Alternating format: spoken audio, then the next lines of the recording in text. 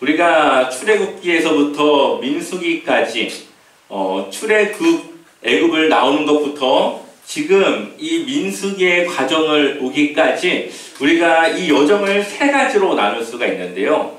첫 번째는 애굽을 나와서 시내산에 도착한 내용입니다. 시내산에서 하나님과의 언약을 맺었고 그곳에서 하나님의 백성이 되었고 율법을 받고 성막을 지었죠. 그리고 나서 그들이 다시 시내산을 떠납니다. 그리고 두 번째 여정이 시내산에서 가데스까지 도착하는 여정입니다. 그들은 가데스에서 정탐꾼들을 보냈지만 그들의 믿음이 없어서 이스라엘 백성들이 다시 애굽으로 돌아가려고 하는 그 마음 때문에 그들은 가나안 땅을 허락받지 못하게 됩니다. 그리고 그때 당시 20세 이하의 그러한 2세대들만 가나안 땅을 들어갈 수 있을 거라고 허락하시죠. 그리고 광야에 40년을 돌게 됩니다.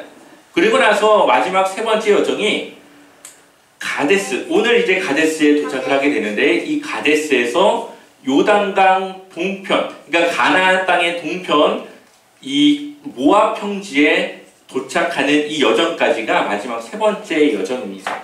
그리고 이 요단강 동편 모압 평지에서 마지막 모세 신명기의 설교가 이어지게 되었고 모세가 이제 빠지고 여호수아가 그 다음 리더로서 이제 가나안 땅을 정복하는 이야기가 이어지게 되는 것이죠.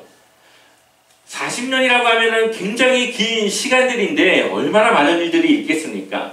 그러나 민수기는 이 40년의 이 기간 동안에 있었던 일들을 불만과 불평의 내용을 중심으로 기록하고 있습니다. 특별히 이 애굽을 나와서 가데스에 도착해서 40년의 광야 생활의 초창기 한 2년 정도의 기간까지는 기록이 되어져 있지만 나머지 이 40년이 되기까지의 과정들은 기록이 되어 있지 않습니다. 그리고 나서 다시 이 40년째 되는 이 광야 생활의 40년째가 되는 내용들이 또 이어서 기록이 되어져 있고 그러한 과정들을 보았을 때에 우리는 이들이 이 40년의 광야 생활을 정확하게 어떻게 지내왔는지를 알 수 없지만 우리가 쭉 이어서 기록되는 것을 보았을 때에 이들은 늘 하나님 앞에서 불만과 불평으로 살았을 것이라고 생각해 볼 수가 있습니다. 왜냐하면 오늘 우리가 읽었던 이 본문의 말씀이 광야 40년째가 되는 해에 있었던 일들을 기록한 것인데 여전히 이들은 불만과 불평으로 하나님께 이야기하며 모세를 대적하고 있기 때문이죠. 근데 왜 민수기는 다른 많은 이야기들도 있었을 텐데 불만과 불평의 이야기를 중심으로 기록하고 있을까요? 제가 고민하기로는 한 세 가지 정도가 있는 걸로 생각이 듭니다. 하나는 믿음의 중요성을 가르쳐 주는 것이죠. 광야 40년의 생활 속에서 이들이 가나안 땅에 들어가기 위해 필요한 것은 하나님을 향한 믿음이라는 것을 보여주고 있습니다. 언제나 이들이 하나님께 믿음을 들여서 하나님께 구할 때에 하나님은 그들의 부족함을 채우시는 그런 하나님이시라는 것을 보여주게 되는 것이죠. 두 번째는 신실하신 하나님이십니다. 이들이 지금 생활하고 있는 광야는 어떠한 곳입니까? 부족한 것이 많습니다. 먹을 것도 없죠. 물도 없죠. 편히 잠자고 누울 곳도 마땅치 않은 그러한 곳입니다. 그리고 얼마나 이 사막에 이 전갈이라던가 나쁜 독을 가진 그러한 생명체들이 많이 있겠습니까? 하지만 그곳에서 하나님은 그들을 지키시죠. 하나님은 믿을 만한 분, 신실하신 하나님. 그들이 먹을 것을 요구할 때 먹을 것을 주시고 그들이 마실 것을 요구할 때 마실 것을 주시는 그들을 굶기지 아니하시고 부족함을 채워주시는 아무것도 없는 곳에서 그들의 필요를 채워주시는 신실하신 하나님을 그들에게 보여주고 있습니다. 마지막 세 번째는 거룩하신 하나님. 이때 당시 주변의 나라에 얼마나 많은 나라들이 있었겠습니까? 아마 그 나라들마다 각자 믿는 신들이 있었을 겁니다.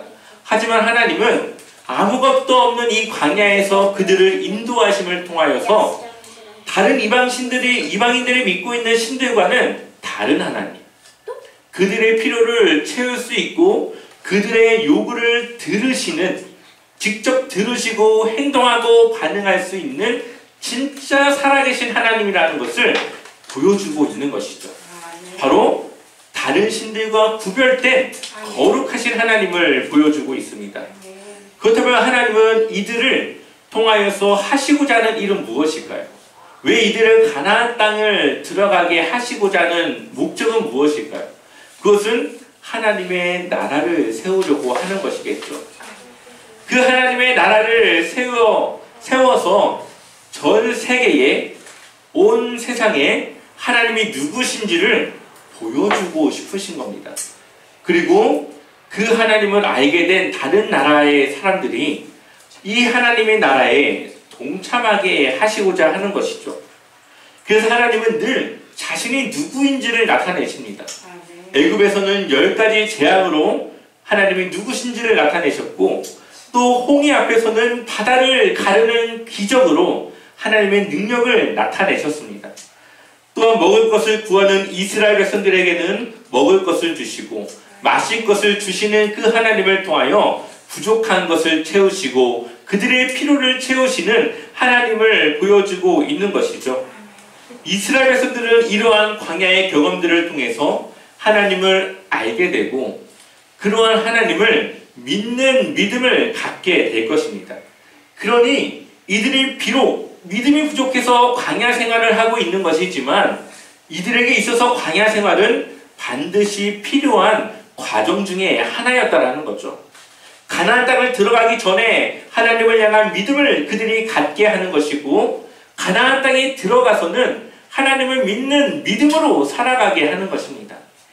이들이 가나안 땅을 들어가는 것도 무엇으로 들어갑니까? 믿음으로 들어가는 거고, 가나안 땅에 사는 것, 가나안 땅에 정착해 살아가는 방법도 하나님을 믿는 믿음으로 살아가는 것이죠. 그러니 이들에게 있어서 믿음이라는 것은 그들의 목숨, 그들이 살아갈 아주 분명한 이유가 될 수 있는 것입니다. 그래서 하나님은 이들이 가나안 땅을 통하여서 가나안 땅의 모든 것이 하나님의 나라가 되게 하는 것입니다.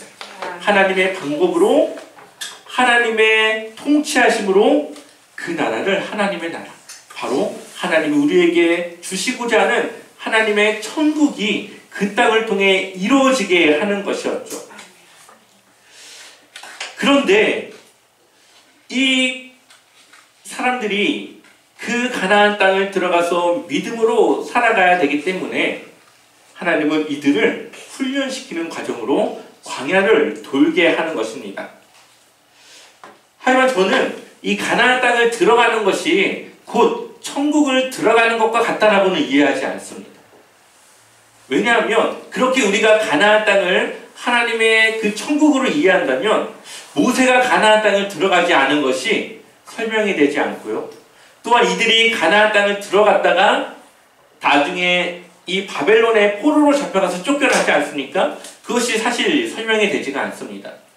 하지만 우리가 이 가나안 땅을 들어가는 이 여정을 통해서 이해해야 되는 것은 광야의 그들의 신앙이, 광야에 머물렀던 그들의 신앙이 성장하여 가나안 땅에 들어가 정착할 만한 믿음으로 성장했다라는 것, 그러한 과정들을 우리에게 보여주고 있다라는 것, 그리고 하나님의 백성들이 바로 믿음으로 살아가야 되는 백성이라는 것을 우리에게 보여주고 있는 것이죠. 우리가 가나안 땅에 살아가는 그러한 민족이라면, 하나님의 믿는 믿음으로 살아가는 하나님의 백성이라면 우리의 모든 삶이 바로 믿음으로 살아가야 되는 삶이라는 것을 우리에게 보여주고 있습니다. 그러니 그들이 광야에서 믿었던 믿음과 가나안 땅에 정착할 때의 믿음은 다른 믿음입니다. 그들이 요단강에 한 발을 내딛어야 요단강은 갈라졌습니다. 홍해를 지날 때는 하나님이 이미 갈라주신 땅을 건너갔지만 요단강, 그들이 가나안 땅을 가기 위해 건너야 될 요단강은 먼저 그 한 발을 디뎌야 요단강이 갈라지게 되었죠. 그 한 발을 딛기까지의 그 믿음이 얼마나 힘들었겠습니까? 바로 그 믿음의 한 발을 딛기 위한 믿음을 광야 생활 속에서 성장케 된 믿음을 통해 드릴 수 있었던 것이죠. 또한 그들은 세상을 두려워하지 않습니다. 더 이상 그들이 가나안 땅을 두려워하지 않는 믿음, 담대히 그들과 싸울 수 있는 믿음을 갖게 되었던 것을 우리는 여호수아의 말씀들을 통해서 볼 수가 있습니다. 바로 우리의 신앙생활이 그러해야 되는 것이죠. 세상을 두려워하지 않고 세상이 나보다 큰 것이 아니라 하나님과 함께하는 내가 세상보다 더 큰 존재임을 우리는 기억해야 됩니다.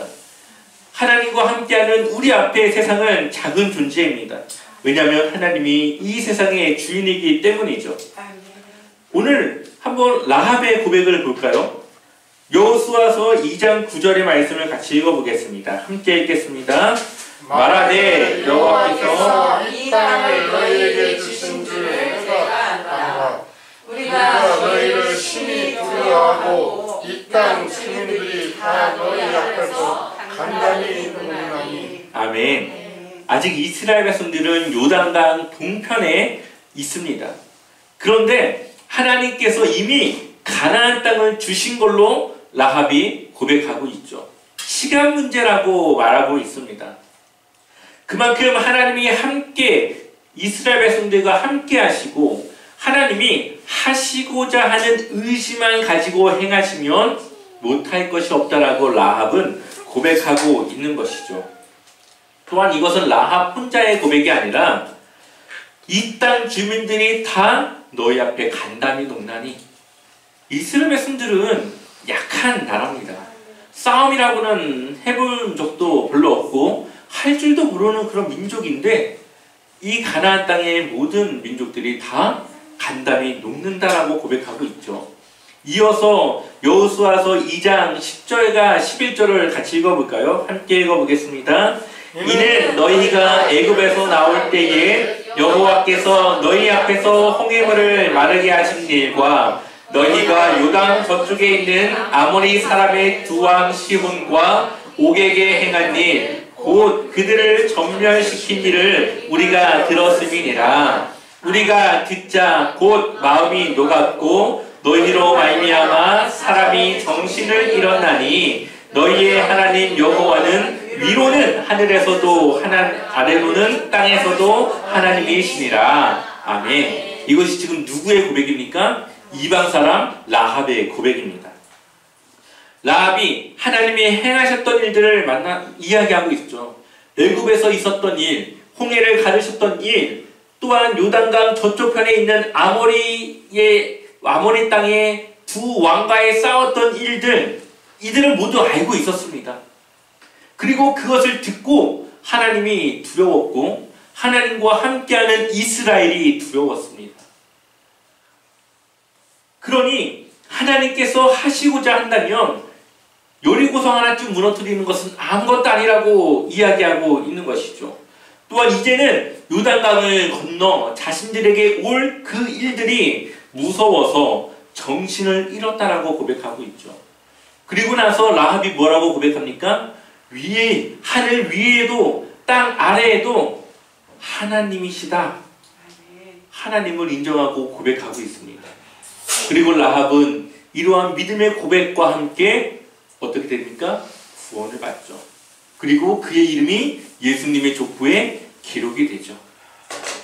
바로 이 라합이 하나님의 백성이 되었던 것처럼 하나님이 행하신 일들과 하나님이 어떠한 분이신지를 이스라엘을 통해 드러내심을 통하여서 또 다른 이방인들도 하나님의 백성으로 들어오기를 원하셨고 그러한 일들을 하기 위해 어떻게 한 겁니까? 가나안 땅을 하나님의 나라로 만들려고 하는 것이 하나님의 계획이고 목적인 것이죠.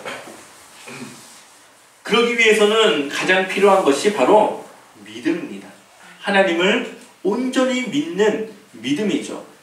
그런데 오늘 모세와 아론이 하나님께 믿음을 보이지 못하게 됩니다. 가나안 땅에 그리고 들어가는 것을 허락받지 못하게 되죠. 40년간 이스라엘을 잘 인도해 왔는데 결국 모세와 아론도 믿음 때문에 가나안 땅을 들어가지 못하게 되는 겁니다. 오늘 이스라엘 백성들은 가데스에 도착하게 됩니다. 그리고 그곳에서 모세의 누나였던 미리암이 죽게 되죠. 한번 우리 민수기 20장 1절 말씀을 읽어보겠습니다. 함께 읽겠습니다. 첫째 달에 이스라엘 자손 곧 온 회중이 신 광야에 이르러 백성이 가데스에 머물더니 미리암이 거기서 죽음에 거기에 장사되니라. 아멘. 이 가데스는 늘 이스라엘 백성들에게는 실패의 장소로 기억이 됩니다. 정탐꾼을 보냈다가 실패를 했죠. 바로 그때 그 장소로 다시 돌아왔습니다. 아마 광야 40년의 기간 동안에 이 가데스라는 곳을 여러 번 지났을 것이고 여러 번 머물렀을 것입니다. 그것이 몇 번인지 모르겠지만 마지막으로 다시 이 가데스에 도착하게 됩니다. 그리고 그곳에서 모세의 누나였던 미리암이 죽게 됨으로써 대부분의 1세대의 출애굽 세대들이 거의 다 죽음에 이르렀다라는 것을 우리에게 보여주고 있는 것이죠. 20장 후반부를 보게 되면은 이제 곧 아론도 호르산에서 죽음을 맞이하게 될 것이라는 것을 보여주고 있습니다. 근데 참으로 답답한 것은 여전히 이스라엘 백성들은 불만과 불평으로 넘쳐나는 그러한 민족이라는 것을 보여주죠. 그래서 2절 말씀을 보니까 회중이 물이 없으므로 모세와 아론에게 모여들게 됩니다. 그리고 모세를 향해 거칠게 항의하게 되는데 20장 3절을 쉬운 성경으로 보니까 그들이 모세와 다투며 말했습니다. 우리 형제들이 죽을 때 우리도 여호와 앞에서 죽는 것이 나을 뻔했소. 이들이 왜 이런 고백을 합니까? 지금 목이 말라서요. 목이 마른데 그냥 물 달라만 하면 되지 왜 다른 사람들이 죽을 때 자신들도 죽어야 된다라고 고백을 하고 있을까요? 또한 4절을 보니까 당신은 왜 여호와의 백성을 이 광야를 끌고 왔소? 우리와 우리 짐승을 여기서 죽일 작정이요? 하면서 말을 하고 있습니다. 우리 한번 5절 말씀을 같이 읽어볼까요? 5절 말씀 함께 읽어보겠습니다. 왜 우리를 이집트에서 이 끔찍한 곳으로 끌고 왔소? 여기에는 씨 뿌릴 장소도 없고 무화과도 없고 포도도 없고 석류도 없소. 그리고 마실 물조차 없소. 아멘. 지금 이들이 목이 많은데 너무 답답한 거죠. 차라리 땅이라도 읽을 수 있으면 포도를 심고 석류를 심어서 그 포도즙을 짜가지고 물을 대신할 수 있을 텐데 그것조차 하지 못하는 이러한 답답한 상황 속에 모세에게 항의하고 불만과 불평을 쏟아내고 있습니다. 이들이 하나님을 얼마나 많이 경험을 했을까요? 그런데 그냥 물을 달라는 것이 아니라 거칠게 항의하고 있습니다. 그리고 모세와 아론은 또다시 회막문 앞으로 엎드렸고 하나님의 영광이 나타나게 됩니다. 그리고 하나님이 모세와 아론에게 명령하게 되죠. 8절 말씀 같이 읽어보겠습니다. 함께 읽겠습니다. 지팡이를 가지고 내 형 아론과 함께 회중을 모으고 그들을 목전에서 너희는 반석에게 명령하여 물을 내라. 그 반석이 물을 내게 하여 회중과 그들의 짐승에게 마시게 할지니라. 아멘.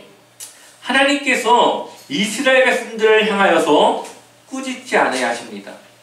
이 의미는 하나님께서 모세와 아론에게 그냥 물을 내라고 하시는 의미는 지금 이스라엘 백성들이 조금은 거칠게 항의하며 불만과 불평으로 물을 요구했지만 그들의 요구는 정당했다는 거죠.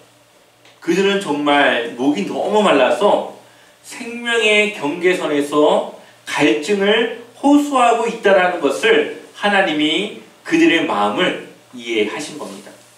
그러니 그들을 꾸짖지 않고 얼른 그들에게 물을 내라고 아론과 모세에게 명령하고 있는 것이죠. 그렇다면 모세와 아론이 해야 될 일은 하나님의 말씀대로 바위에게 명령하여 물을 내면 됐을 겁니다. 근데 이 과정에서 하나님은 모세와 아론이 가나안 땅을 들어갈 수 없다라고 말씀하시죠. 우리 한번 12절을 읽어보겠습니다. 함께 읽겠습니다. 여호와께서 모세와 아론에게 이르시되 너희가 나를 믿지 아니하고 이스라엘 자손의 목전에서 내 거룩함을 나타내지 아니하므로 너희는 이 회중을 내가 그들에게 준 땅으로 인도하여 드리지 못하리라 하니라. 아멘. 모세와 아론이 여호와를 믿지 않았다라고 말하고 있죠, 지금. 그리고 하나님의 거룩함도 나타내지 않았다라고 말하고 있습니다.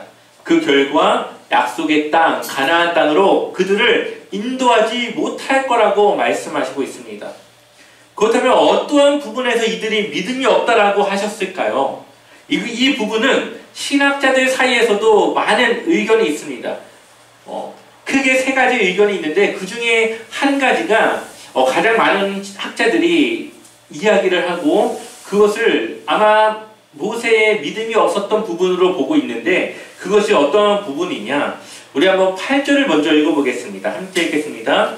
지팡이를 가지고 내 형 아론과 함께 회중을 모으고 그들의 목전에서 너희는 반석에게 명령하여 물을 내라 하라. 내가 그 반석이 물을 내게 하여 회중과 그들의 짐승에게 마시게 할지니라. 아멘. 분명히 그들의 목전 앞에서 반석에게 어떻게 하라고요? 명령하라고요. 반석에게 말해서 아마 지정된 반석이 있었을 겁니다. 하나님께서 그 반석에게 물을 내라 명령해서 물을 내야 했습니다. 근데 모세는 어떻게 물을 냈을까요? 11절을 보니까 모세가 그의 손을 들어 그의 지팡이로 반석을 어떻게 했어요? 2번 치니 물이 많이 솟아나오므로 회중과 그들의 짐승이 마시니라. 아멘. 반석을 2번 쳤더니 물이 나왔습니다. 반석을 2번 친 게 큰 잘못일까요? 이것이 믿음이 없는 행동이었을까요? 모세는 전에 반석을 쳐서 물을 냈던 경험이 있었습니다. 아마 모세는 그 마음속에 이러한 생각이 있었던 것 같아요. 지난번에도 반석을 쳐서 물을 냈으니까 이번에도 명령이 아니라 반석을 쳐야 물이 나올 거라고 생각했던 것 같습니다. 그래서 하나님은 명령하라 말했지만 모세는 쳐야 나올 거라고 하는 믿음으로 그 방법을 달리해서 반석을 쳤을 거라는 거죠. 하지만 이것이 하나님 앞에서는 믿음이 없는 행동으로 보였습니다. 왜냐? 명령만으로 반석에서 물이 나오지 않을 것 같으니까 반석을 쳤다라고 보고 있는 것이죠. 작은 부분인 것 같고 굉장히 작은 실수라고 생각할 수 있겠지만 모세는 이것 때문에 가나안 땅을 들어가지 못하게 됩니다. 모세와 아론 2사람 다 가나안 땅을 들어가지 못하게 되는 것이죠. 물론 하나님은 물을 냈습니다. 그것은 모세의 믿음이라기보다는 신실하신 하나님, 거룩하신 하나님이라는 것을 이스라엘 백성들에게 보여주기 위한 것이었습니다. 그들이 목을 말라 하는데 하나님이 가만히 있으면 안 되니까 모세의 행동과는 상관없이 물을 내어서 그들의 목을 채울 수 있게 하신 것이죠. 또한 10절을 보니까 모세와 아론이 회중을 그 반석 앞에 모으고 모세가 그들에게 이르되 반역한 너희여. 근데 이들은 반역하지 않았습니다. 하나님은 이들에게 반역했다고 하지 않았습니다. 이거 누구의 생각이에요? 모세의 생각이죠. 들으라. 우리가 너희를 위하여 이 반석에서 물을 내려 하라 하고, 이 반석에서 물을 내는 것은 하나님이 내는 것인데 모세는 뭐라고 말합니까? 우리가, 모세와 아론이 그들의 능력으로 물을 내서 너희에게 물을 마시게 해줄까라고 지금 자신들이 하나님을 앞서 드러내고 있습니다. 이것은 하나님의 거룩함을 가로막는 행위라고 말씀하고 있는 것이죠.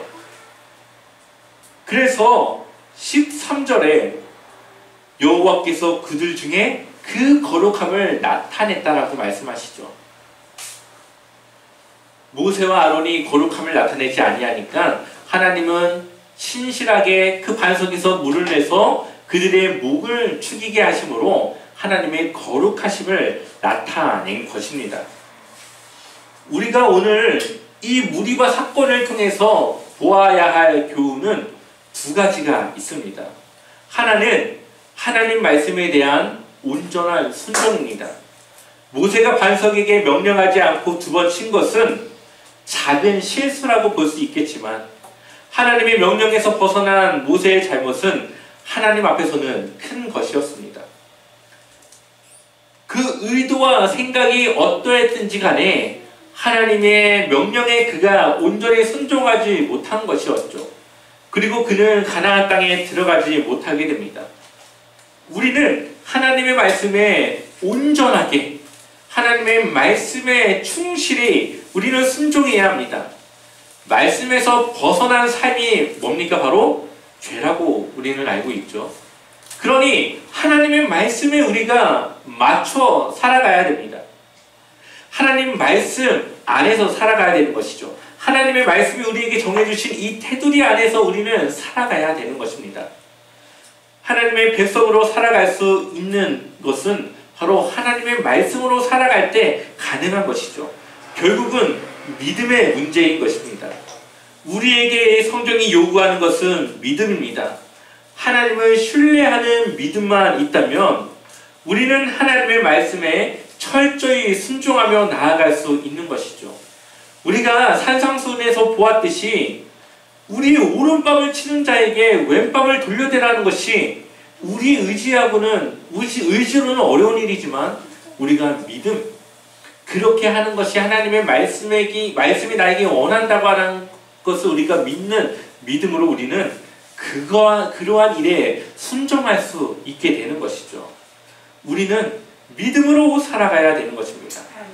하나님의 말씀을 내 방식과 내 마음대로 해석해서 오른밤 맞았으면 왼밤 되는 것까지, 그거는 그냥 하나님이 우리에게 더 노력하라는 의미로 주시는 말씀이겠지, 이러한 생각으로 우리가 순종하지 못한다면 우리는 모세와 다를 바가 없는 것이죠.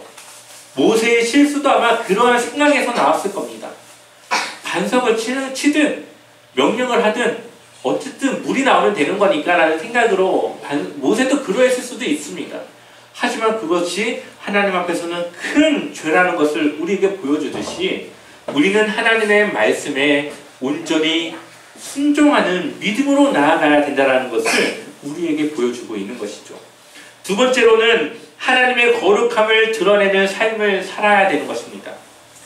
하나님의 능력을 마치 자신의 것인 양 말했던 모세와 아론의 이러한 행위는 하나님의 거룩함을 막는, 하나님의 영광을 가로막는 그러한 행위였습니다. 그리스도인의 삶은 하나님의 것이죠. 왜냐하면 그리스도께서 핏값으로 사신 그러한 삶이기 때문에 그렇습니다. 우리는 우리의 삶을 통해 하나님의 거룩함을 드러내는 데에 사용해야 합니다. 우리의 먹고 사는 모든 것이 하나님의 은혜라는 것을 우리는 인정해야 되고 그것을 고백해야 되는 것이죠. 물론 우리가 수고하니까 얻는 것입니다. 우리가 한 달 동안 힘들게 수고했기 때문에 얻는 월급일 수도 있고 생활비일 수도 있습니다. 그러나 그러한 일들을 가능케 하셨고 우리가 정당한 행위에 대한 대가를 받을 수 있도록 그 모든 상황이 틀어지지 않도록 인도하신 분이 바로 하나님이라는 것을 우리가 인정해야 되는 것이죠. 우리가 그러한 과정에서 볼 수 없고 느낄 수 없지만 하나님은 우리를 위하여 일하고 있습니다. 우리가 건강하여서 하나님을 위해 일할 수 있도록 하셨고 하루하루의 삶 속에 자연재해가 나서 우리의 삶이 어렵지 않도록 늘 우리를 인도하고 돕고 있지 않습니까? 우리는 보이지 않지만 일하시는 하나님을 고백하고 인정해야 되는 것이죠. 그래서 우리의 작은 것부터 하나님의 은혜라는 것을 고백해야 되고 우리의 부족함을 채우시고 우리를 위해 일하시는 하나님을 드러내는 것이 바로 우리가 거룩하게 살아가는 삶이라는 것입니다. 또한 교회가 성장하는 것, 성도들이 모이는 것이 담임 목사가 잘한다고 되는 것일까요? 그렇지 않습니다. 제가 보니까 정말 많은 목회자들이 얼마나 훌륭한 분들이 많은지 모릅니다. 하지만 교회가 성장하고 사람들이 모이는 것은 하나님의 은혜가 있어야만 가능한 것입니다. 그것이 담임 목사의 노력이었고 실력이라고 한다면 그것은 교만인 것이죠. 그런 교회는 하나님이 성도를 보내주지 않을 겁니다. 제가 목회하면서 느끼는 것은 바로 그러한 부분들을 많이 느낍니다. 교만한 나의 모습을 벗어던지고 겸손해지는 그러한 과정들을 겪고 있다라고 많은 생각들이 들기 때문이죠. 우리가 누군가를 전도하는 것이 나의 유창한 말로 그를 전도하는 것일까요? 한 영혼을 구원하기 위한 하나님께서 나를 통해 그 한 영혼을 구원케 하시고자 사용하는 것이죠. 그러니 우리는 늘 하나님께 고백하고 하나님을 드러내고 하나님을 높여야 되는 것입니다. 바로 그것이 하나님의 거룩함을 드러내고 하나님의 영광을 나타내는 삶이라는 것입니다. 우리는 부족할 때에, 우리의 삶의 한계를 만날 때에 하나님을 바라보게 됩니다. 그리고 그때 하나님의 영광과 하나님의 거룩함을 우리의 입술로 고백하게 되어지는 것이죠. 우리가 한 가지 기억해야 될 것은 하나님은 이스라엘 백성들이 요구하는 그들의 필요를 한 번도 거절한 적이 없습니다.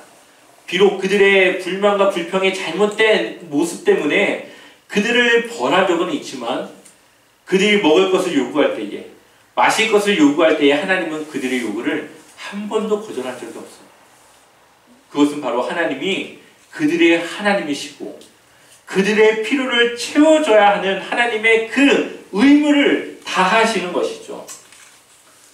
그러니 우리가 하나님을 믿는 믿음으로 나아갈 때에 우리의 부족함을 늘 채우시는 하나님이라는 것을 보여주고 있는 것입니다. 그리고 결정적으로 하나님은 그들을 떠나지 아니하십니다.